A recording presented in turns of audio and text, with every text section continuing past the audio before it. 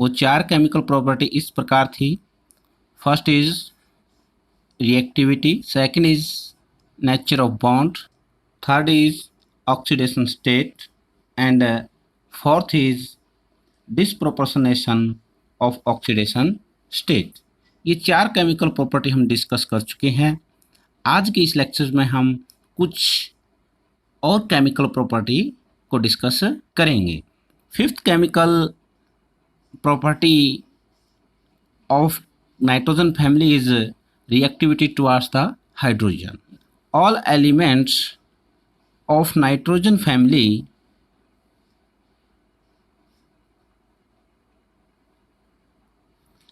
react with hydrogen gas, और वो hydrogen gas से रिएक्ट करके क्या बनाते हैं? एंड फॉर्म हाइड्राइड, जिनकी फॉर्मूले कुछ इस प्रकार होंगे। नाइट्रोजन का हाइड्राइड होगा NH3, जिसे हम अमोनिया के नाम से भी जानते हैं, PS3, फास्फोरस हाइड्राइड यानी फॉस्फीन के नाम से जानते हैं, arsenic hydride, antimony hydride and bismuth hydride. इस प्रकार सभी एलिमेंट्स नाइट्रोजन फैमिली के वो हाइड्रोजन गैस से रिएक्ट करके हाइड्राइड्स बनाते हैं। अब इन हाइड्राइड्स के बारे में हम कुछ महत्वपूर्ण पॉइंट्स जानेंगे। इन हाइड्राइड्स की कुछ प्रॉपर्टी इस प्रकार है।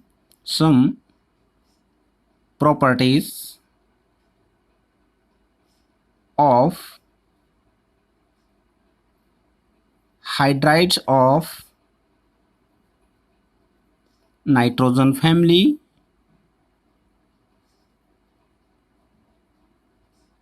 members are given below। One by one करके हम नाइट्रोजन फैमिली मेंबर्स की कुछ, यानी NH3, PS3, आर्सेनिक जो हाइड्राइड है, SbS3 और BiS3 यानी बिस्मिथ हाइड्राइड है, इनकी कुछ हम प्रॉपर्टीज़ को डिस्कस करते हैं। पहली केमिकल प्रॉपर्टी की हम बात करेंगे इन हाइड्राइड के स्ट्रक्चर की। Structure of hydrides.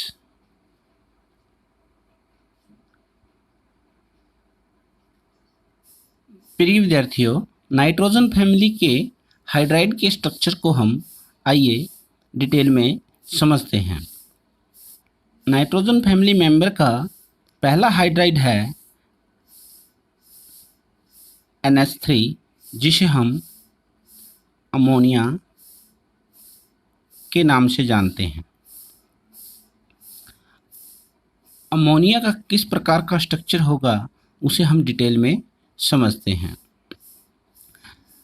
अमोनिया का जो सेंट्रल एटम है नाइट्रोजन, उसका जो एटॉमिक नंबर है 7, जिसके अनुसार इसकी जो इलेक्ट्रॉनिक कॉन्फ़िगरेशन बनती है वो बनती है 1s2, 2s2, 2px1, 2py1 and 2pz1। Nitrogen के सराउंडिंग में जैसे ही ये हाइड्रोजन्स बॉन्डिंग के लिए आते हैं, उसी समय लास्ट सेल के ऑर्बिटल s और px और py और pz के अंदर कुछ डिस्टर्बेंस पैदा होती है, जिसके कारण इनकी एनर्जी इक्विवेलेंट होने के कारण इन ऑर्बिटल की मिक्सिंग हो जाती है। यहाँ पर एक s का और तीनों p के ऑर्बिटल की हाइब्रिडाइजेशन होती है। मिक्सिंग होने की प्रोसेस को हम हाइब्रिडाइजेशन कहते हैं। sp3 हाइब्रिडाइजेशन होने पर जैसे ये 4 नए ऑर्बिटल की मिक्सिंग होगी तो नए 4 ऑर्बिटल्स बनेंगे। वो नाइट्रोजन एटम के सराउंडिंग में नए हाइब्रिडाइज ऑर्बिटल वो इस प्रकार होंगे। हाइब्रिडाइज ऑर्बिटल की एक लोब छोटी होती है, एक लोब बड़ी होती है। वो 3 ऑर्बिटल्स कुछ इस प्रकार होंगे। जो हमारे सामने की तरफ होगा वो और ऊपर की साइड जो होगा वो इस प्रकार। तो इन 4 ऑर्बिटल्स किस प्रकार होंगे, आइए हम एक डेमो के जरिए देखते हैं।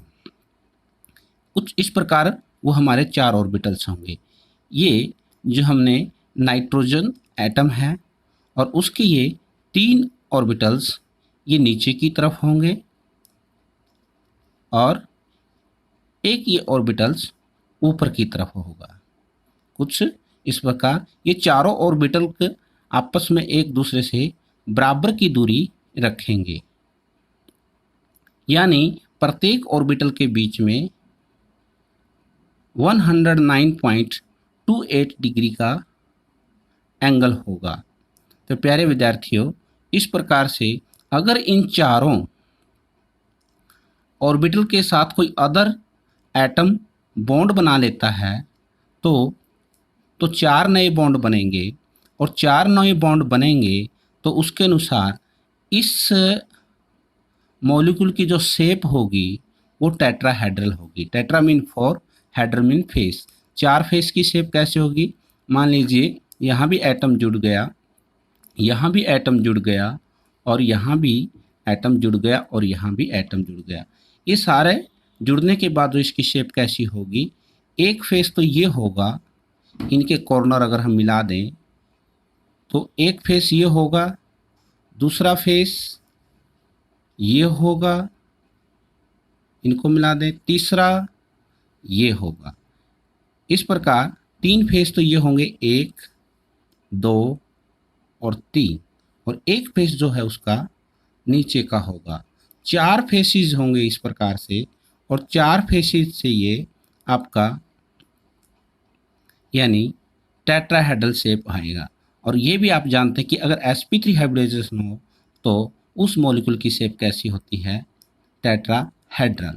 बट यहाँ पर अब आप देखेंगे कि ये जो 3 ऑर्बिटल्स हैं जो इनमें एक एक इलेक्ट्रॉन्स होगा और एक ऑर्बिटल्स जो है उसके अंदर 2 इलेक्ट्रॉन्स होंगे, और इन 3 हाफ फील्ड ऑर्बिटल की ओवरलैपिंग होगी हाइड्रोजन के साथ। हाइड्रोजन का स्फेरिकल शेप होती है 1s। तो इस तरह से ओवरलैपिंग करके आपके इस नाइट्रोजन के साथ 3 हाइड्रोजन बॉन्ड बनाएंगे, जैसा कि मैं आपको ये प्रैक्टिकल करके दिखाता हूँ। ये हमारा नाइट्रोजन का एटम था और इसके साथ ये 4 हाइब्रिडाइज ऑर्बिटल थे, जिसमें से 3 ये जो है मैंने जो एक तिनके के साथ दिखाए हैं वो हाफ फील्ड ऑर्बिटल है, और ये हमारे जिसमें 2 इलेक्ट्रॉन्स हैं ये हमारा लोन पेयर है।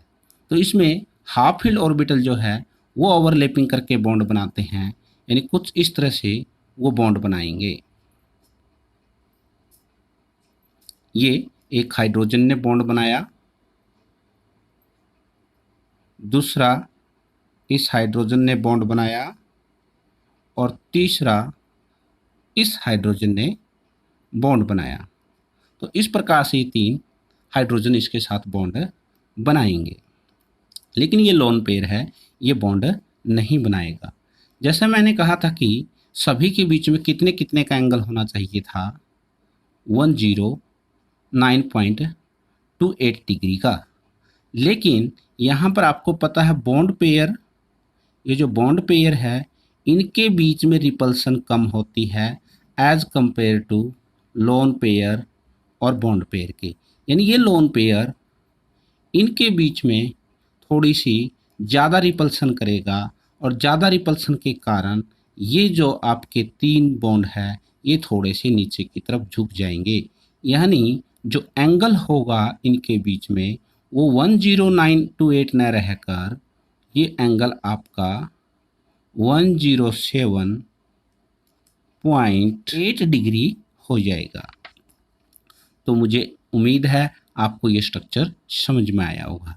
लेकिन प्यारे बच्चों, अगर ये चारों बॉन्ड बनते तब तो हमने बताया था इसकी शेप बनती टेट्राहेड्रल, लेकिन अभी ये बॉन्ड बना नहीं है। ये मात्र यहाँ पर क्या है कि लोन पेयर का काम कर रहा है।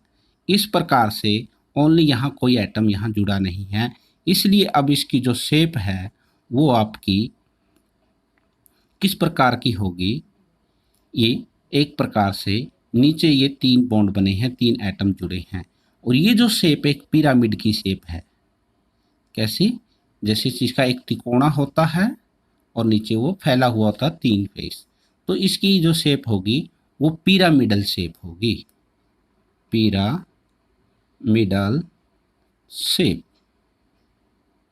तो यहाँ पर इसके स्ट्रक्चर को हमने समझते हुए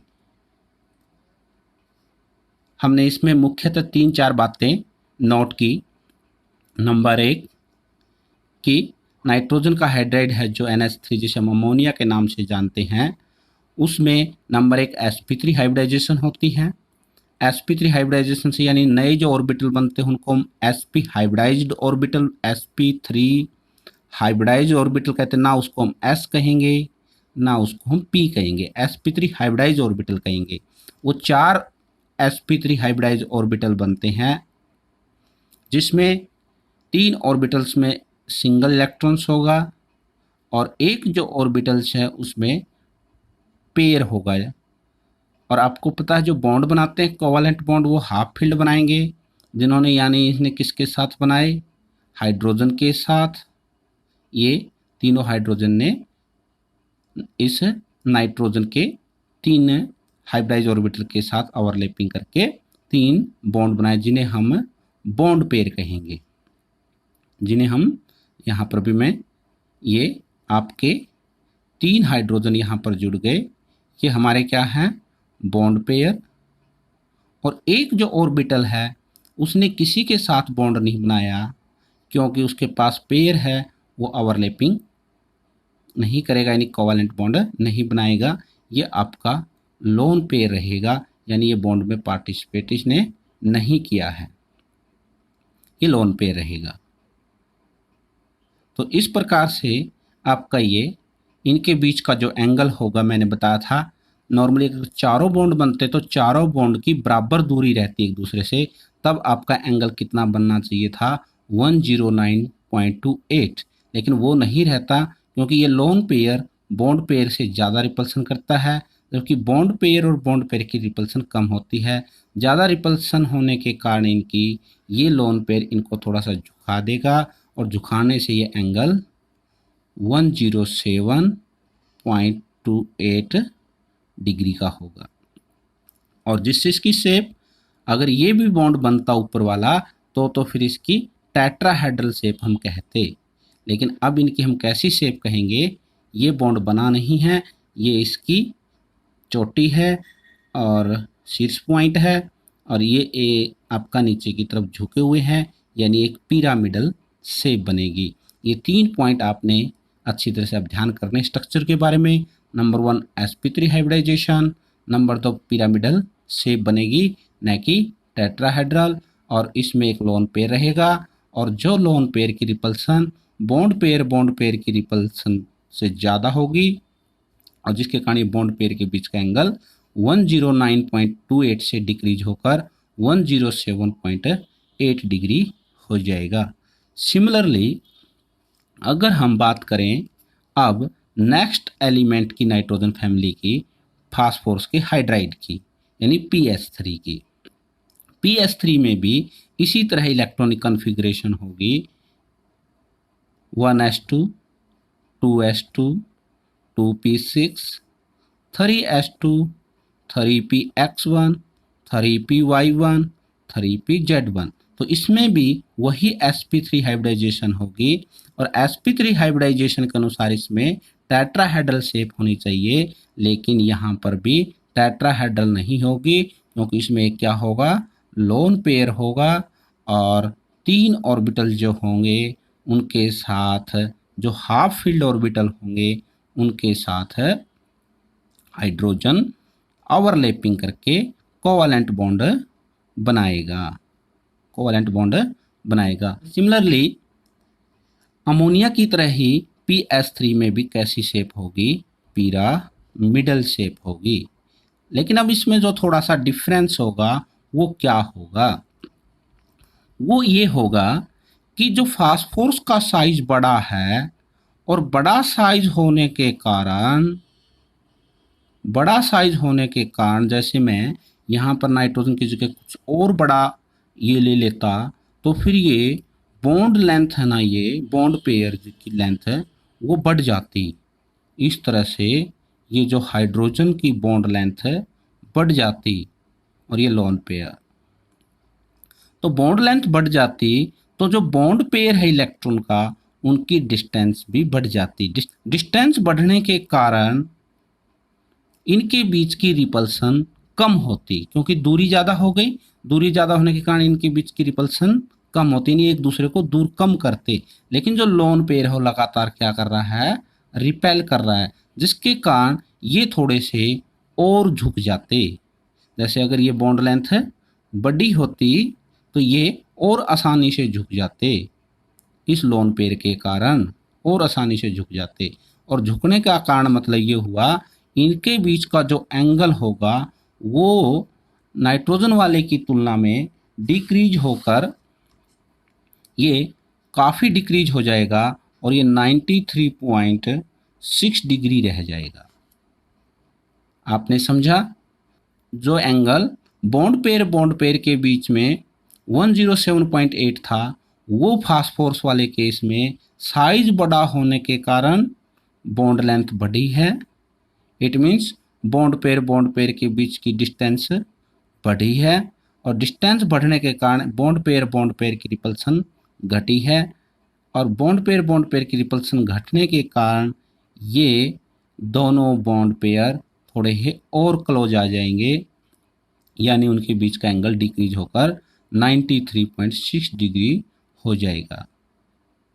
इसी तरह अगर हम बात करें आर्सेनिक के हाइड्राइड की, आर्सेनिक हाइड्राइड में भी सिमिलरली वही sp3 हाइब्रिडाइजेशन होगी जैसे NH3 और PS3 में हुई, वही पिरामिडल शेप बनेगी, लेकिन एंगल क्या होगा, और डिक्रीज हो जाएगा, क्योंकि आर्सेनिक का और बड़ा साइज होगा, और बड़ा साइज होने के कारण जो हाइड्रोजन के साथ जो बॉन्ड होंगे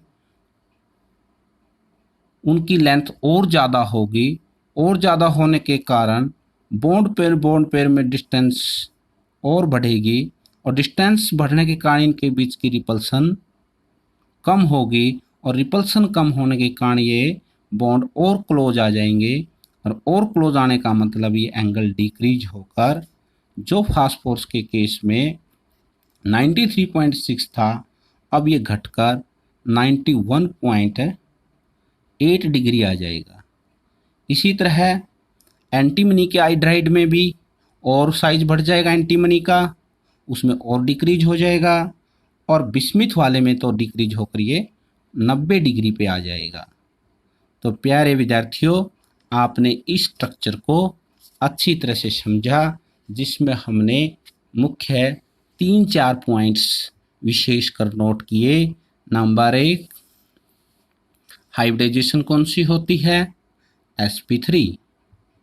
नंबर 2, sp3 होने के कारण टेट्राहेड्रल शेप होनी चाहिए थी, लेकिन 3 ही बॉन्ड बनते हैं, एक तो लोन पेयर रहता है तो 3 ही रहते, तो 3 के कारण आप समझ सकते हैं उसकी जो शेप होगी वो पिरामिडल होगी।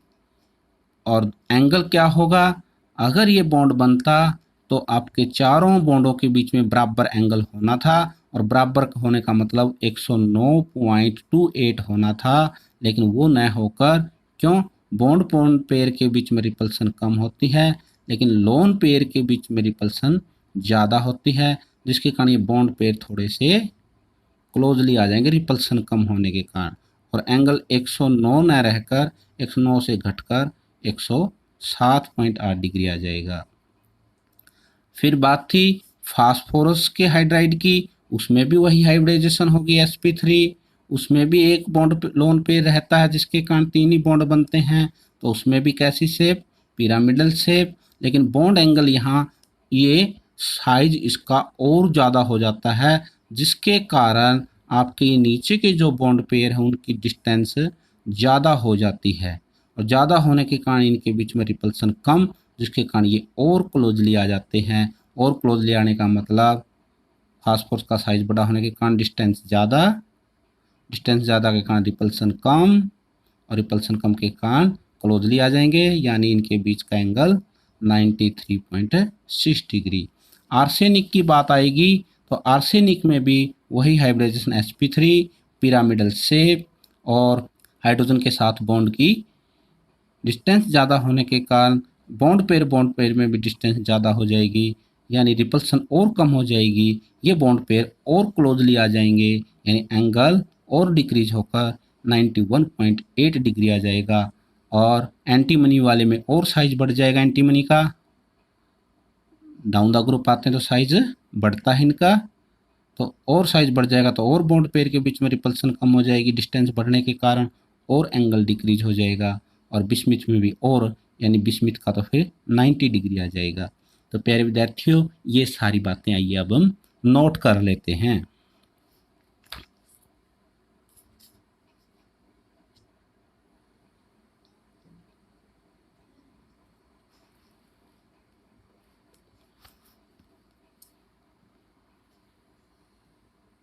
पहली बात थी कि इन सभी हाइड्राइड में, in this hydride central atom कौन से?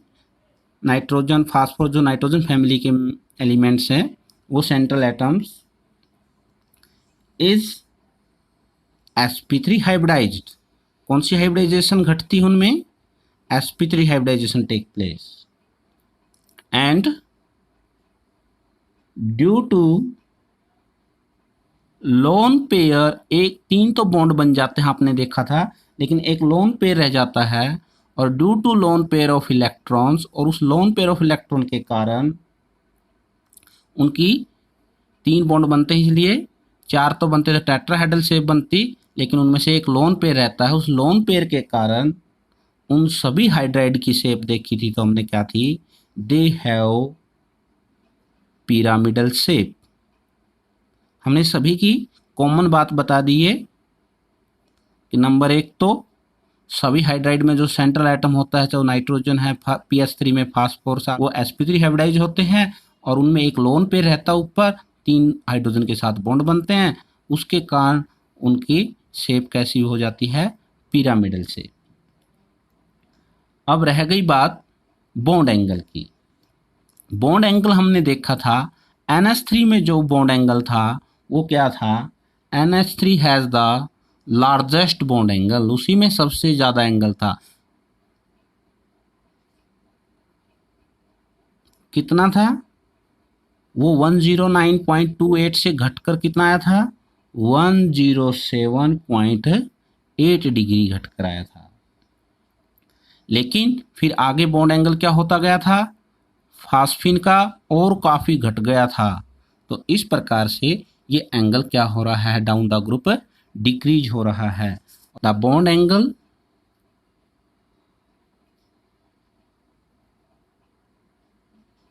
Goes on decreasing. Bond angle क्या होता रहता है? घटता रहता है down the group, because the electronegativity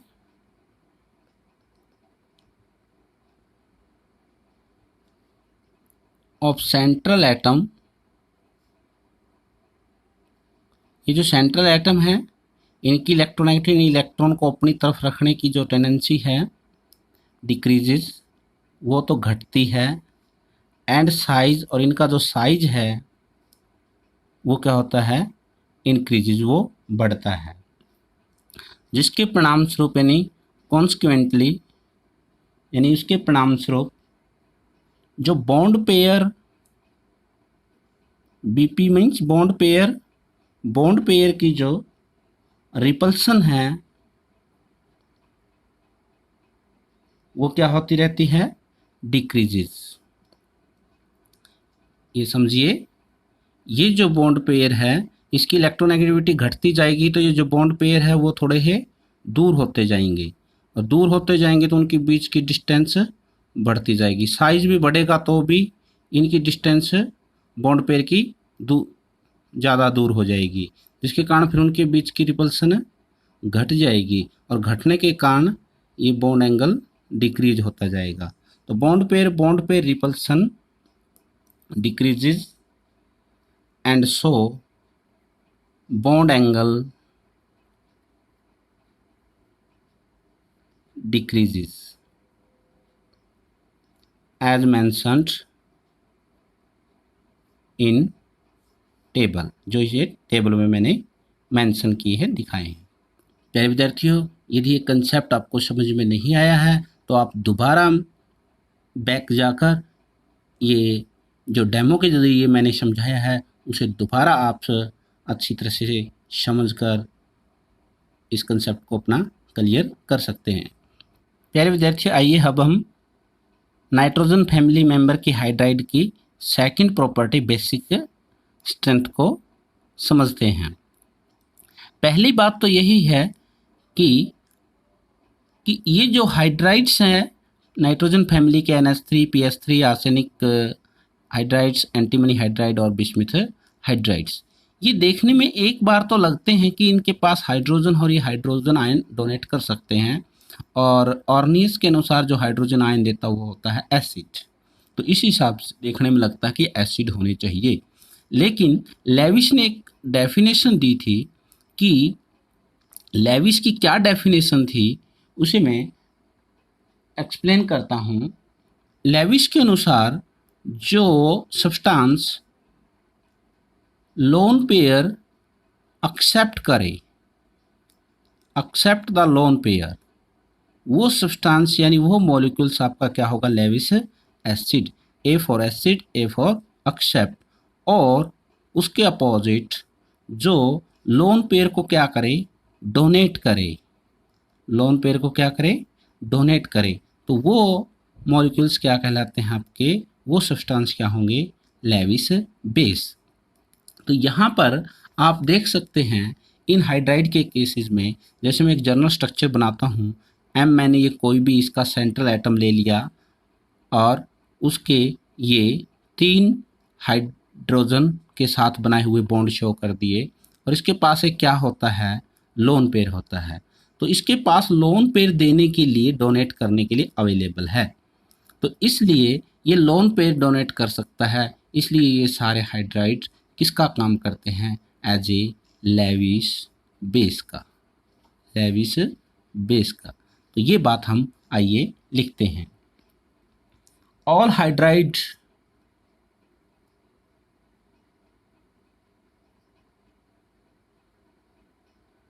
behave as Lewis base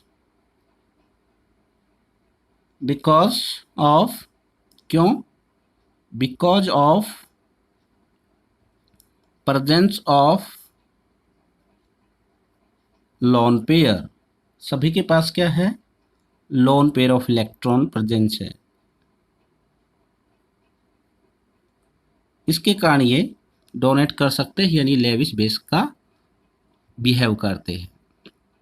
दूसरी बात अब है बेसिक स्ट्रेंथ की, इनमें कौन स्ट्रॉन्ग बेस है और कौन आपका वीक बेस है। तो प्यारे विद्यार्थियों, इसे भी आप अच्छी तरह से समझिए। मैं यहाँ पर एक रफ स्ट्रक्चर बनाता हूँ। ये मैंने नाइट्रोजन का एटम लिया और इसके साथ ये 3 हाइड्रोजन के एटम अटैच किए, जिसके पास एक क्या है, लोन पेयर है। ये मैंने NH3 की बात की। फिर मैं बात करता हूँ PS3 की। फास्फोरस का थोड़ा साइज लार्जर है देन नाइट्रोजन, सो हाइड्रोजन की जो बॉन्ड लेंथ होगी वो इसकी कंपैरिजन में हाई होगी, और बॉन्ड एंगल भी आपको पता उससे डिक्रीज होगा, और इसके पास भी लोन पेयर होगा। फिर हम बात करते हैं आर्सेनिक हाइड्राइड की। उसके केस में आर्सेनिक का और बड़ा साइज होगा, जिसके कारण इसकी बॉन्ड लेंथ और ज़्यादा हो जाएगी हाइड्रोजन के साथ, और इसका जो लोन पेयर है वो और बड़ा होगा, यानी इस तरह से। तो इसमें आप देखेंगे यहाँ पर छोटा साइज होने के कारण इलेक्ट्रॉन की डेंसिटी यहाँ पर हाई है, density of electron is high. यहाँ इलेक्ट्रॉन थोड़े ही फैले हुए हैं बड़ा साइज होने के कारण, ये लोन पेयर के, इसके कारण इलेक्ट्रॉन की density as compare to NH3 थोड़ी लोअर है। और यहाँ पर तो और दूर फैल गए ये लोन पेयर के इलेक्ट्रॉन्स, तो यहाँ पर इलेक्ट्रॉन डेंसिटी क्या हो रही है, डिक्रीजेज हो रही है। अगर इलेक्ट्रॉन की डेंसिटी डिक्रीज होगी, इलेक्ट्रॉन ज़्यादा फैले हुए होंगे, तो पेयर देने की टेंडेंसी भी कम होगी। यानी यहाँ इलेक्ट्रॉन की डेंसिटी ज़्यादा, इलेक्ट्रॉन क्लोजली है, बहुत पास पास है, तो थोड़ा सा इनके इलेक्ट्रॉन की रीच होगी, यहाँ पर थोड़ी अधिकता दिखाई देगी, जिसके कारण इनकी इलेक्ट्रॉन की देने की टेंडेंसी हाई होगी। और इसकी कंपेरिजन में इलेक्ट्रॉन डेंसिटी कम है, तो इसकी इलेक्ट्रॉन देने की टेंडेंसी थोड़ी और कम होगी। और इलेक्ट्रॉन देने का बेस के आधार पर ही हम क्या कर रहे हैं, इलेक्ट्रॉन देने के आधार पर ही हम क्या कह रहे हैं, बेस। अब इसकी देने की ज़्यादा टेंडेंसी है तो ये स्ट्रॉन्ग बेस, इसकी थोड़ी कम है देने की टेंडेंसी तो थोड़ा कमज़ोर बेस, इसकी और कम है देने की टेंडेंसी क्योंकि और ज़्यादा फैले हुए इलेक्ट्रॉन्स साइज बड़ा होने के कारण, तो इसकी इलेक्ट्रॉन देने की, पेयर देने की टेंडेंसी और कम है, इसलिए ये और वीक बेस है। यानी बेसिक स्ट्रेंथ क्या हो रही है, decreases, basic strength decreases, decrease हो रही है। ये पॉइंट आप अच्छी तरह से अब नोट कर सकते हैं। मैं ये लिख देता हूं यहां पर, डाउन द ग्रुप आ रहे हैं तो basic strength decreases due to, किस रीजन से, नंबर एक, साइज इंक्रीज हो रहा है जिसके कारण इस पे जो इलेक्ट्रॉन की डेंसिटी है वो डिक्रीज हो रही है, डिक्रीज हो रही है तो इलेक्ट्रॉन के पेयर देने की टेंडेंसी भी डिक्रीज हो रही है, और इसलिए इलेक्ट्रॉन देने की टेंडेंसी डिक्रीज हो रही है तो बेसिक स्ट्रेंथ भी डिक्रीज, यानी सब कुछ डिक्रीज डिक्रीज, एक साइज इंक्रीज है। तो ये सारी बातें हम अभी लिख लेते हैं।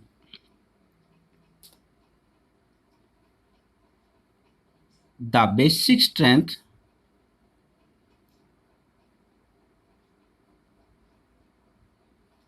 of these hydrides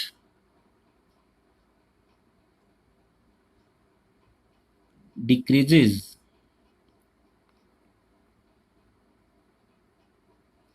down the group। Reason क्या बताया हमने, बिकॉज जो इलेक्ट्रोनेगेटिविटी अपनी तरफ इलेक्ट्रॉन खींचने की जो टेंडेंसी है वो डिक्रीज हो रही है। डिक्रीज हो रही इट मीन्स इलेक्ट्रॉन जैसे जैसे साइज भी बढ़ेगा और इलेक्ट्रॉन लेने की टेंडेंसी भी घट रही है, तो उसके कारण इलेक्ट्रॉन, इसकी ज़्यादा टेंडेंसी तो इसके पास ज़्यादा रहेंगे, पास ज़्यादा रहेंगे तो इलेक्ट्रॉन की डेंसिटी हाई होगी, और इलेक्ट्रॉन की डेंसिटी हाई होगी तो ये डोनेट करने की ज़्यादा टेंडेंसी होगी। लेकिन बिस्मिथ के मामले में साइज बड़ा होगा, और बड़ा साइज होगा तो उसकी टेंडेंसी भी कम अपनी तरफ रखने की इलेक्ट्रॉन की, जिसके कारण उसके इलेक्ट्रॉन दूर दूर होंगे, और दूर दूर होंगे तो उनके पेयर को डोनेट करने की टेंडेंसी कम होगी, और पेयर को डोनेट करने की टेंडेंसी कम होगी तो बेसिक स्ट्रेंथ भी कम होगी। तो बिकॉज दो रीज़न हमने बता दिए, because the electronegativity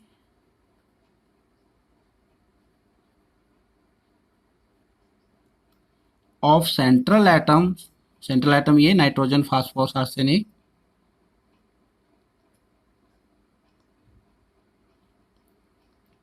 decreases, so the electron density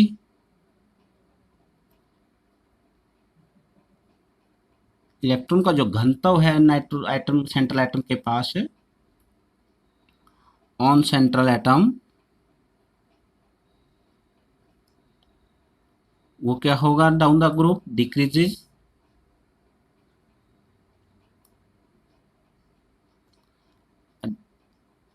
density ही कम होगी, घनत्व ही कम होगा तो फिर पेयर देने की टेंडेंसी भी कम होगी।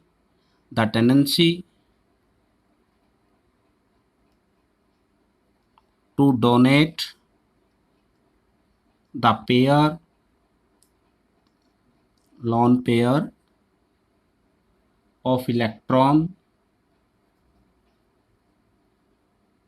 also decreases, सब कुछ decrease, electron activity decrease, electron density जिसके कारण डिक्रीज, फिर इलेक्ट्रॉन का पेयर को डोनेट करने की टेंडेंसी भी डिक्रीजेज, उसके कारण फिर आपकी बेसिक स्ट्रेंथ भी डिक्रीजेज। इसका अब हम बेसिक स्ट्रेंथ का डिक्रीजिंग ऑर्डर लिख सकते हैं। बहुत बार पेपर में ये डिक्रीजिंग ऑर्डर लिखना आता है या इंक्रीजिंग ऑर्डर कहिए, decreasing order of basic strength क्या बनेगा? अमोनिया सबसे स्ट्रॉन्ग बेस, उससे कम डिक्रीज PS3, उससे कम आर्सेनिक, उससे कम एंटीमनी का हाइड्राइड और सबसे कम बिस्मिथ का हाइड्राइड्स। नाइट्रोजन फैमिली मेंबर्स के हाइड्राइड्स की तीसरी प्रॉपर्टी है थर्मल स्टेबिलिटी। आप देखते हैं कि जैसे जैसे हम डाउन द ग्रुप आते हैं तो उनके हाइड्राइड में उनका जो सेंट्रल एटम है नाइट्रोजन, फास्फोरस, आर्सेनिक, फिर एंटीमनी के हाइड्राइड में एंटीमनी और बिस्मिथ, सेंट्रल एटम्स का साइज क्या होता है? इंक्रीज। और जब ये इंक्रीज होता है तो मैं यहाँ पर एक रफली डायग्राम बना रहा हूँ। फॉर एग्जांपल ये नाइट्रोजन का एटम है और उसके साथ ये 3 हाइड्रोजन्स जुड़े हुए हैं, ये आपका लोन पे। फिर फास्फोरस का थोड़ा और बड़ा साइज हो गया, जिसके कारण अब ये बॉन्ड लेंथ और बड़ी हो गई, और जब डाउन द ग्रुप और आते हैं, आर्सेनिक की बात करते हैं, तो और बड़ा साइज हो जाता है, और बड़ा साइज हो जाता है तो फिर बॉन्ड लेंथ और ज़्यादा हो जाती है, और बॉन्ड लेंथ और ज़्यादा हो जाती है तो आपको पता है जितनी ज़्यादा बॉन्ड लेंथ होगी वो बॉन्ड उतना ही वीक होता है।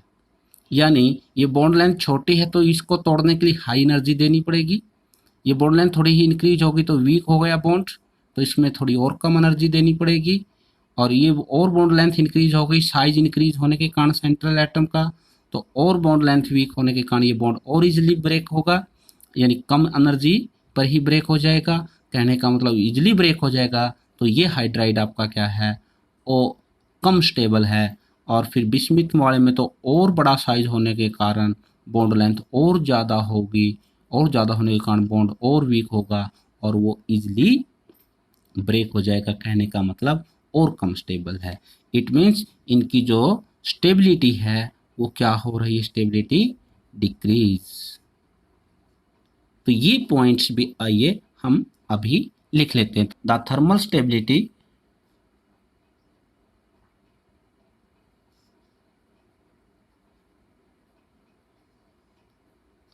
of these hydrides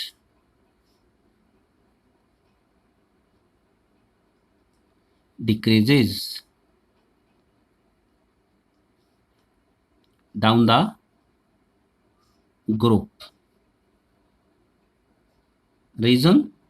Because the size क्या हो रहा है सेंट्रल एटम का? The size of central atom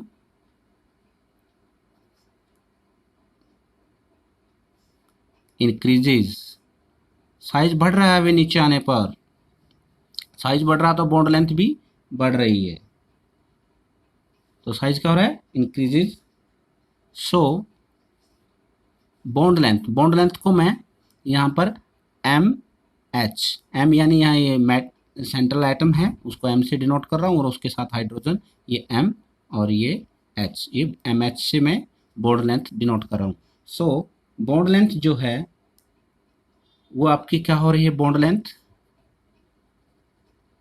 वो इंक्रीज हो रही है, बॉन्ड लेंथ इंक्रीजेस, और बॉन्ड लेंथ जब इंक्रीज होती है तो बॉन्ड ज़्यादा मजबूत नहीं होता, तो इसलिए एंड सो वो बॉन्ड वीक होता जाता है, तो इसलिए फिर उसकी स्टेबिलिटी घटती जाती है। यानी बॉन्ड डिसोसिएशन एंथैल्पी, बॉन्ड को तोड़ने के लिए जो एनर्जी चाहिएगी वो कम चाहिएगी बॉन्ड बड़ा होने पर, बॉन्ड डिसोसिएशन एनर्जी डिक्रीजेस, और बॉन्ड अगर एनर्जी डिक्रीज होगी, कम ही एनर्जी देनी पड़ेगी, इट मीन्स स्टेबिलिटी डिक्रीजेस। तो प्यारे विद्यार्थियों, इन हाइड्राइड्स की तीसरी प्रॉपर्टी थर्मल स्टेबिलिटी भी हमने एक्सप्लेन की। नाइट्रोजन फैमिली मेंबर के हाइड्राइड की चौथी प्रॉपर्टी है रिड्यूसिंग करैक्टर्स। तो आप देख रहे हैं इन सभी हाइड्राइड्स में हाइड्रोजन देने की एबिलिटी है। ये हाइड्रोजन दे सकते हैं। जब अगर ये हाइड्रोजन दे देंगे तो इनका खुद का ऑक्सीडेशन होगा और दूसरे का जिसके साथ ये रिएक्ट करेंगे उसे अगर हाइड्रोजन देंगे तो उस दूसरे सब्सटेंस का रिडक्शन होगा। इट मीन्स ये हाइड्रोजन देकर दूसरे का रिडक्शन कर सकते हैं और जो दूसरे का रिडक्शन करे वो क्या कहलाता है, रिड्यूसिंग एजेंट। तो पहला पॉइंट यही है कि ये सारे हाइड्राइड रिड्यूसिंग एजेंट का काम करते हैं। अब दूसरा पॉइंट ये जानना जरूरी है कि इनमें से रिड्यूसिंग पावर किसकी ज्यादा है।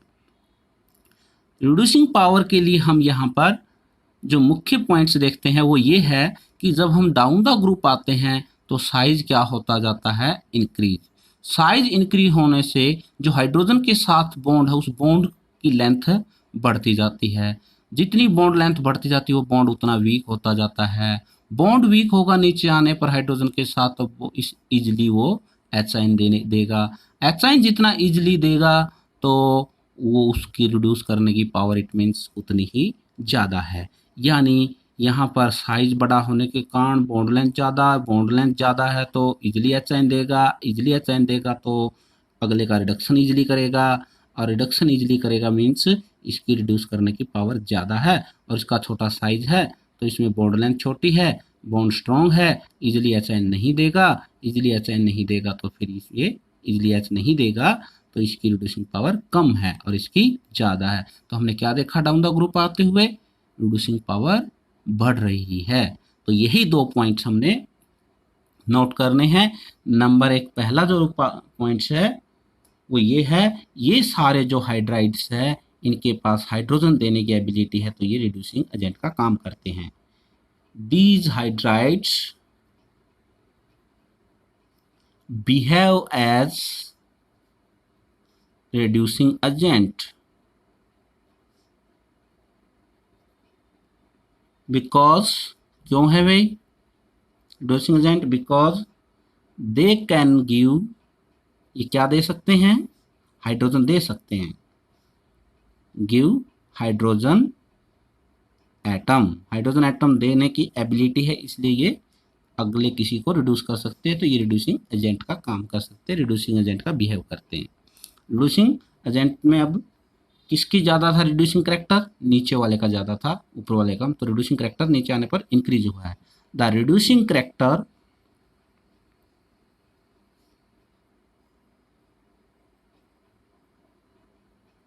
गोज ऑन इंक्रीज हो रहा है रिड्यूसिंग करैक्टर, कब, down the group, reason because ये जो MH बॉन्ड, ये बॉन्ड लेंथ क्या हो रही है, इंक्रीज हो रही है।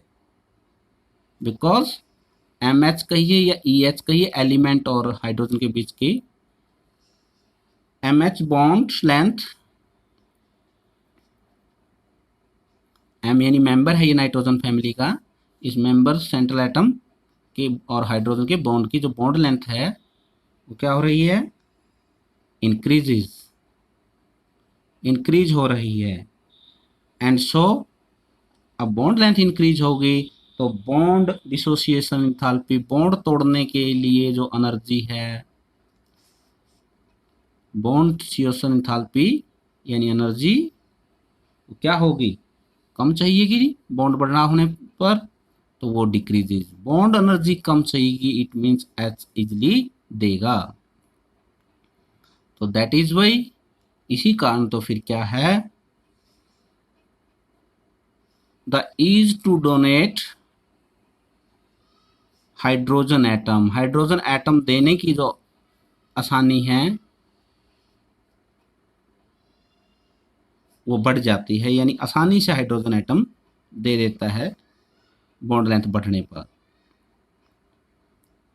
और इसी सब कारण रिड्यूसिंग पावर बढ़ रही है, रिड्यूसिंग करैक्टर बढ़ रहा है। तो आप रिड्यूसिंग करैक्टर का इंक्रीजिंग ऑर्डर भी लिख सकते हो और डिक्रीजिंग भी। तो मैं यहाँ पर डिक्रीजिंग ऑर्डर लिख रहा हूँ, decreasing order of reducing character. Decreasing में सबसे पहले ज़्यादा वाले लिखेंगे। सबसे ज़्यादा कौन सा बताया मैंने? बिस्मिथ का हाइड्राइड, क्योंकि उसका साइज बहुत बड़ा है, बॉन्ड लाइन ज़्यादा है। बॉन्ड लाइन ज़्यादा तो कम एनर्जी चाहिएगी, यानी इजिली एच आयन दे देगा। इजिली दे देगा तो अगले को ये किसी को आसानी से रिड्यूस कर देगा। इट मीन्स इसकी रिड्यूसिंग पावर सबसे ज़्यादा है। और अब इसकी सबसे ज़्यादा है तो उससे कम किसकी? इसके थोड़ा छोटा साइज वाले की, एंटीमनी की हाइड्राइड की, फिर उससे कम आर्सेनिक की, और उससे कम फास्फोरस के हाइड्राइड की, और सबसे कम नाइट्रोजन के हाइड्राइड की। ये हमने डिक्रीजिंग ऑर्डर लिख दिए। नाइट्रोजन फैमिली मेंबर्स के हाइड्राइड की पांचवी प्रॉपर्टी हम डिस्कस करते हैं, boiling point and melting point. प्यारे विद्यार्थियों, इसमें हम देखते हैं कि जब हाइड्राइड्स के हम साइज की बात करें तो डाउन द ग्रुप आने पर सेंट्रल एटम का साइज बढ़ रहा है, इसलिए पूरे मॉलिक्यूल का साइज ही क्या होता जाएगा? डाउन द ग्रुप आने पर बढ़ता जाएगा। और साइज बढ़ता जाएगा तो सरफेस एरिया बढ़ता जाएगा, सरफेस एरिया बढ़ता जाएगा तो वंडरवाल फोर्सेस बढ़ती जाएगी, वंडरवाल फोर्सेस बढ़ती जाएगी तो फिर इट मीन्स मॉलिक्यूल पास पास होंगे, मॉलिक्यूल पास पास होंगे तो क्लोजली अटैच होंगे, क्लोजली अटैच होंगे तो यानी आपको ज़्यादा टेम्परेचर देना पड़ेगा मेल्ट करने के लिए, बॉयल करने के लिए। यानी मेल्टिंग पॉइंट और boiling point down the group increase होता है। मैं दोबारा इस बात को क्लियर कर देता हूँ। ये मान लिया मैंने अमोनिया के छोटे छोटे मॉलिक्यूल्स हैं। अब अमोनिया के छोटे छोटे मॉलिक्यूल्स हैं NH3 के, तो छोटा साइज होने के कारण सरफेस एरिया भी कम है। सरफेस एरिया कम है तो उनके बीच में जो वंडरवाल फोर्सेस होगी वो कम होगी, और कम होगी तो ये मॉलिक्यूल्स थोड़े से आपस में एक दूसरे से दूर रहेंगे, और दूर रहेंगे तो आपको ज़्यादा हीट ही नहीं करना पड़ेगा मेल्ट करने के लिए या गैस में बदलने के लिए। लेकिन जब हम नीचे आते हैं तो मॉलिक्यूल का साइज, फास्फोरस के साइज बढ़ने के कारण इनके मॉलिक्यूल का साइज क्या होता है? PH3 के मॉलिक्यूल का साइज बढ़ेगा, बढ़ेगा तो वंडरवाल फोर्सेस बढ़ेगी सरफेस एरिया बढ़ने के कारण। वंडरवाल फोर्सेस बढ़ेगी तो मॉलिक्यूल थोड़े ही क्लोजली स्ट्रांगली अटैच रहेंगे एक दूसरे से। स्ट्रांगली रहेंगे तो आपको ज़्यादा हीट करना पड़ेगा इसको मेल्ट करने के लिए और गैस। सिमिलरली आर्सेनिक की बात करें तो उसका और साइज बड़ा हो जाता है, और बड़ा साइज होने से उनके बीच का सरफेस एरिया और बड़ा हो जाता है, और सरफेस एरिया और बढ़ जाता है तो वंडरवाल फोर्सेज, उनके मॉलिक्यूल के बीच की जो वंडरवाल फोर्स एक दूसरे को अट्रैक्ट करने की फोर्सेज है वो और बढ़ जाएगी, और बढ़ जाएगी तो वो और क्लोजली अटैच होंगे, और क्लोजली अटैच होंगे तो फिर आपको और ज़्यादा हीट करना पड़ेगा मेल्ट करने के लिए और बॉयल करने के लिए, यानी मेल्टिंग पॉइंट और ज़्यादा होगा। एक कंसेप्ट तो है ये, मेल्टिंग पॉइंट यानी डाउन द ग्रुप आने पर क्या हो रहा है? साइज बढ़ रहा है, सरफेस एरिया बढ़ रहा है, वंडरवाल फोर्सेस बढ़ रही है। वंडरवाल फोर्सेस बढ़ रही है तो उनके एक दूसरे मॉलिक्यूल से मॉलिक्यूल के बीच की अट्रैक्शन बढ़ रही है। अट्रैक्शन बढ़ रही तो आपको ज़्यादा टेम्परेचर या ज़्यादा हीट देनी पड़ेगी फॉर मेल्टिंग एंड बॉइलिंग। लेकिन यहाँ पर थोड़ा सा एक जो मेन पॉइंट है वो अब है रिगार्डिंग टू अमोनिया। अमोनिया का क्या है? अमोनिया का स्मॉल साइज है, और अमोनिया में नाइट्रोजन का जो स्मॉल साइज है उसकी इलेक्ट्रोनेगेटिविटी भी हाई है। ये पॉइंट्स आप समझिए। नाइट्रोजन का स्मॉल साइज है, और स्मॉल साइज होने के कारण ये नाइट्रोजन, फिर आके नाइट्रोजन का मॉलिक्यूल स्मॉल साइज भी है, और नाइट्रोजन और हाइड्रोजन के बीच में इलेक्ट्रोनेगेटिविटी का डिफरेंस भी ज़्यादा है। आप याद कीजिए +1 क्लासेज में हमने एक हाइड्रोजन बॉन्डिंग का कंसेप्ट पढ़ा था कि हाइड्रोजन बॉन्डिंग में अगर किसी मॉलिक्यूल के पास हाइड्रोजन हो और उसके सेंटर में एटम की हाई इलेक्ट्रोनेगेटिविटी हो, जैसे फ्लोरीन हो या फिर इसकी जगह ऑक्सीजन हो या फिर ये नाइट्रोजन हो, हाई इलेक्ट्रोनेगेटिव वाला सेंट्रल एटम हो, तो उस स्थिति में क्या होता है कि ये नाइट्रोजन की हाई इलेक्ट्रोनेगेटिविटी के कारण इस पे नेगेटिव चार्ज आएगा और इन पे हाइड्रोजनों पे पॉजिटिव आएगा, तो इनके बीच में एक एक्स्ट्रा बॉन्डिंग बन जाएगी। हाई इलेक्ट्रोनेगेटिव एलिमेंट नाइट्रोजन और हाइड्रोजन के बीच में एक एक्स्ट्रा बॉन्डिंग बन जाएगी, जिस बॉन्डिंग का नाम है हाइड्रोजन बॉन्डिंग।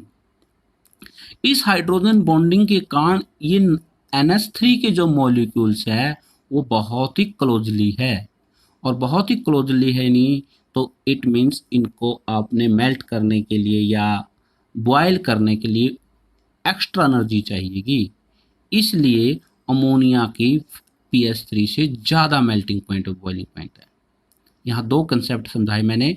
पहला कंसेप्ट समझाया साइज का, साइज नीचे बढ़ रहा है, उसके कारण सरफेस एरिया बढ़ रहा है, वंडरवाल फोर्सेस बढ़ रही है, डाउन द ग्रुप आ रहे हैं तो मॉलिक्यूल मॉलिक्यूल के बीच, उसके कारण आपको ज़्यादा टेम्परेचर देना पड़ेगा, यानी बॉइलिंग पॉइंट और melting point down the group आने पर बढ़ रहा है। इसलिए अमोनिया का सबसे कम होना चाहिए। लेकिन अमोनिया में एक एक्स्ट्रा बॉन्डिंग है जिसका नाम है हाइड्रोजन बॉन्डिंग। वो क्यों है?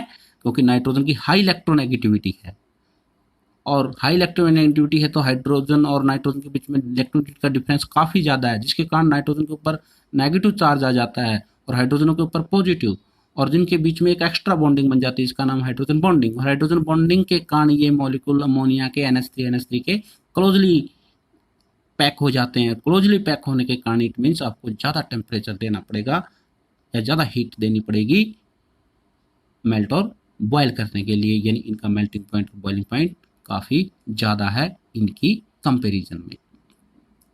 तो ये दो पॉइंट ही हमारा इस पूरे प्रॉपर्टी के अंदर अहम है। तो इन दो पॉइंट जो मैंने यहाँ पर आपको एक्सप्लेन किए हैं उनको हम यहाँ लिखते हैं। NH3 has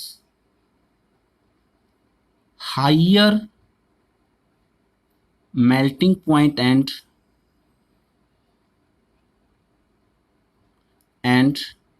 boiling point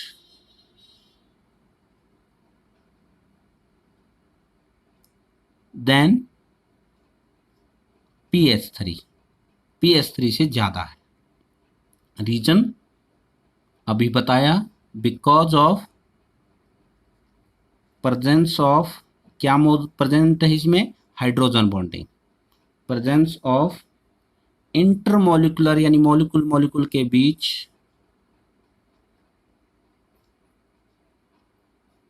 hydrogen bonding,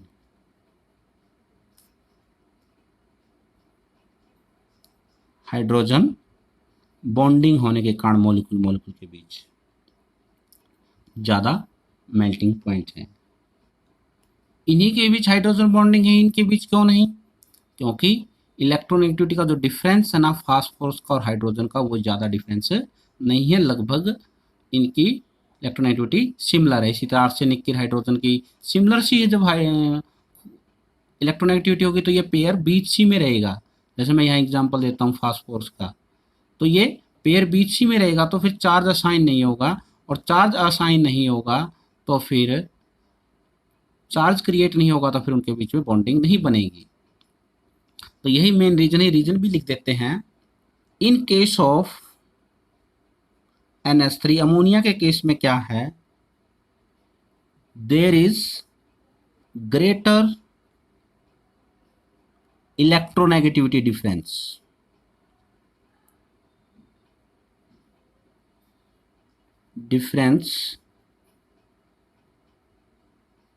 between nitrogen की इलेक्ट्रोनेगेटिविटी 3.0 है, एंड हाइड्रोजन, और हाइड्रोजन की इलेक्ट्रोनेगेटिविटी 2.1 है। ज़्यादा डिफरेंस है इनके कारण, इसलिए चार्ज असाइन हो जाता है और उनके फिर हाइड्रोजन और नाइट्रोजन के बीच में बॉन्डिंग बन जाती है। But the electronegativity of phosphorus, जिसकी 2.1 है, आर्सेनिक 2.0, एंटीमनी 1.9 एंड बिस्मिथ की 1.9 are almost similar to hydrogen. Hydrogen की जो इलेक्ट्रोनेगेटिविटी 2.1 है, उनके लगभग इन सभी एलिमेंट्स की सिमिलर है। तो सिमिलर है, इसीलिए तो फिर यहाँ चार्ज का जो सेपरेशन है वो फास्फोरस और हाइड्रोजन के बीच चार्ज का सेपरेशन नहीं होता। सेपरेशन मीन्स में नेगेटिव पॉजिटिव असाइन नहीं होता, और जब तक पॉजिटिव नेगेटिव असाइन नहीं होगा तब तक इनके बीच में, मॉलिक्यूल के बीच में कोई एक्स्ट्रा बॉन्डिंग यानी इंटरेक्शन नहीं होगी। तो इस प्रकार प्रिय विद्यार्थियों, इन एलिमेंट्स की इलेक्ट्रोनेगेटिविटी हाइड्रोजन के बराबर, लगभग बराबर होने के कारण कोई चार्ज का सेपरेशन नहीं होता, यानी फिर हाइड्रोजन बॉन्डिंग नहीं होती इनके मॉलिक्यूल्स में। Therefore PS3, ASS3, antimony hydride यानी SbS3 और बिस्मिथ हाइड्राइड यानी BiS3 do not form hydrogen bonding. अब हम डिस्कस करते हैं कि ग्रुप में नीचे जाने पर, यानी नाइट्रोजन के हाइड्राइड से फास्फोरस के हाइड्राइड या फिर आर्सेनिक के, ऐसे ग्रुप में नीचे जाने पर मेल्टिंग पॉइंट और बॉइलिंग पॉइंट में क्या चेंजेस आता है। तो प्रिय विद्यार्थी देखिए कि हमने पता है कि नाइट्रोजन का हाइड्राइड का तो मेल्टिंग पॉइंट हाई है क्योंकि हाइड्रोजन बॉन्डिंग है, लेकिन उसके बाद फास्फोरस आर्सेनिक की जो सेंट्रल एटम का साइज इंक्रीज हो रहा, तो पूरे मॉलिक्यूल का साइज इंक्रीज होगा। मॉलिक्यूल का साइज इंक्रीज होगा तो फिर आपको पता है वंडरवाल फोर्स ऑफ अट्रैक्शन है वो इंक्रीज होगी। Van der Waals forces of attraction increase होगी तो उनके मॉलिक्यूल के बीच में अट्रैक्शन अधिक होने के कारण यानी आपको ज़्यादा हीट देनी पड़ेगी मेल्ट करने के लिए या बॉयल करने के लिए।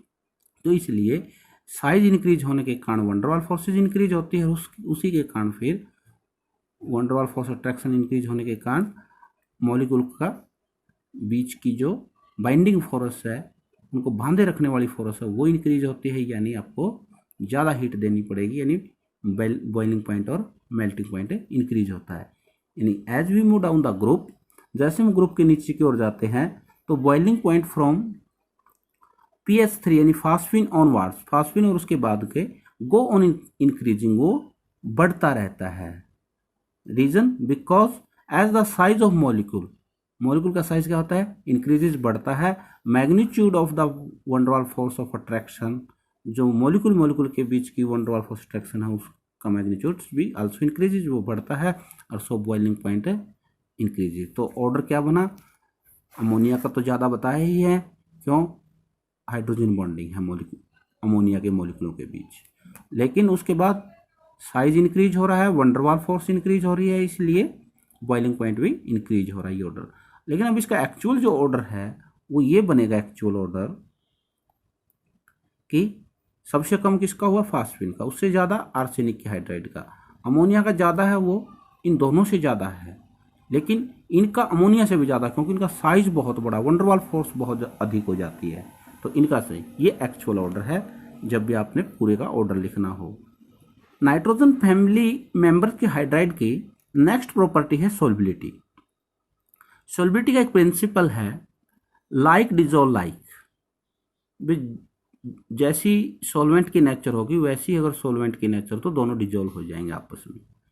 तो यहीं पर जो हमारा अमोनिया है, जो अभी हमने डिस्कस किया कि अमोनिया के मॉलिक्यूल आपस में हाइड्रोजन बॉन्डिंग बनाते हैं, रीजन नाइट्रोजन की इलेक्ट्रोनेगेटिविटी हाई है, हाइड्रोजन की उसकी कंपैरिजन में कम है, यानी इलेक्ट्रोनेगेटिविटी डिफरेंस है, और इलेक्ट्रोनेगेटिविटी डिफरेंस होने के कारण नाइट्रोजन के हाइड्राइड के मॉलिक्यूल यानी अमोनिया के मॉलिक्यूल हाइड्रोजन बॉन्डिंग बनाते हैं, और वाटर के मॉलिक्यूल भी आपस में हाइड्रोजन बॉन्डिंग बनाते हैं, यानी नेचर सेम हो गई, तो इसलिए अमोनिया वाटर में इजीली डिजोल्व हो जाता है। तो अमॉन्ग दिस हाइड्राइड्स, इन हाइड्राइडों के बीच जो भी ये नाइट्रोजन फैमिली के हाइड्राइड्स है, ओनली अमोनिया यानी NH3 is the soluble in water, वो ही वाटर में सोल्यूबल है, reason because it can form intermolecular hydrogen bonding with water molecule. देखिए ये NH3 है, ये वाटर का मॉलिक्यूल है H2O, इनके साथ ये क्या कर लेता है, हाइड्रोजन बॉन्डिंग बना लेता है, यानी सेम नेचर होगी, इसलिए एक दूसरे में ये सोल्यूबल हो जाते हैं। लेकिन ऑल अदर हाइड्राइड, जो बाकी का हाइड्राइड है, फास्फोरस का हाइड्राइड है, आर्सेनिक का है, एंटीमनी का है, वो हाइड्राइड्स जो हैं are not soluble in water, वो वाटर में सोल्यूबल नहीं है, because they can not form hydrogen bonding, वो हाइड्रोजन बॉन्डिंग नहीं बना सकते विद वाटर मॉलिक्यूल्स, क्योंकि उनमें हमने पढ़ा था कि फास्फोरस, आर्सेनिक और एंटीमनी और बिस्मिथ की जो इलेक्ट्रोनेगेटिविटी वो लगभग सिमिलर टू हाइड्रोजन है। नाइट्रोजन फैमिली के हाइड्राइड्स की लास्ट जो प्रॉपर्टी है वो है फिजिकल स्टेट। अभी हमने डिस्कस किया कि नाइट्रोजन के जो हाइड्राइड NH3 है उसके अंदर कौन से गुण है, हाइड्रोजन बॉन्डिंग बनाने का गुण है, और हाइड्रोजन बॉन्डिंग बनाएगा तो अमोनिया के मॉलिक्यूल एक दूसरे के क्लोज होंगे इट मीन्स वो थोड़े से बाउंडेड होंगे एक दूसरे से, यानी वो कौन सी स्टेट में आ जाएगा, अमोनिया लिक्विड स्टेट में। तो ammonia is a liquid at room temperature, whereas PH3 जो फास्फोरस का हाइड्राइड है, फॉस्फिन इज ए गैस। क्यों? अमोनिया के अंदर हाइड्रोजन बॉन्डिंग है, because of formation of intermolecular hydrogen bonding in NH3। बाकी जो हाइड्राइड्स है, आर्सेनिक का हाइड्राइड्स है, इज आल्सो ए गैस, वो भी फास्फोरस के हाइड्राइड की तरह आर्सेनिक का भी hydrides is also a gas. जबकि जो एंटीमनी और बिस्मिथ के हाइड्राइड है वो लिक्विड है। ये लिक्विड क्यों?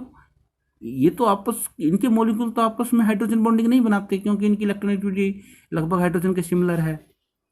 लेकिन फिर ये क्यों? बिकॉज इनके मॉलिक्यूल का साइज बहुत बड़ा है, जिसमें एंटीमनी और बिस्मिथ का साइज खुद का सेंट्रल एटम का ज़्यादा, इसलिए मॉलिक्यूल का साइज बड़ा है। और साइज बड़ा होने से यहाँ कौन सा फैक्टर काम कर रहा है? यहाँ वंडरवाल फोर्स ऑफ अट्रैक्शन वाला फैक्टर काम कर रहा है। तो क्यों लिक्विड है? बिकॉज एंटीमनी हाइड्राइड और बिस्मिथ जो हाइड्राइड है हैव लार्जर साइज, इनका बड़ा साइज है, इसलिए and more van der Waals force of attraction, इसलिए वंडरवाल फोर्स ऑफ अट्रैक्शन क्या है? काफ़ी हाई है, इसलिए से ये मॉलिक्यूल के बीच में अट्रैक्शन ज़्यादा होने के कारण ये लिक्विड स्टेट में एट रूम टेम्परेचर। तो प्यारे विद्यार्थियों, आज के इस लेक्चर्स में नाइट्रोजन फैमिली की केमिकल प्रॉपर्टी की सीरीज में हमने 5वीं केमिकल प्रॉपर्टी डिस्कस की, रिएक्टिविटी टुवर्ड्स द हाइड्रोजन, या कहिए नाइट्रोजन फैमिली के हाइड्राइड्स के बारे में आज हमने डिस्कस की। मुझे आशा है कि आपको ये बहुत ही अच्छे ढंग से आपको समझ में आया होगा, और यदि आपको ये वीडियो अच्छी लगी है तो इस वीडियो को आप जरूर लाइक भी कीजिए और कमेंट सेक्शन में जाकर कमेंट भी कीजिए। Thank you.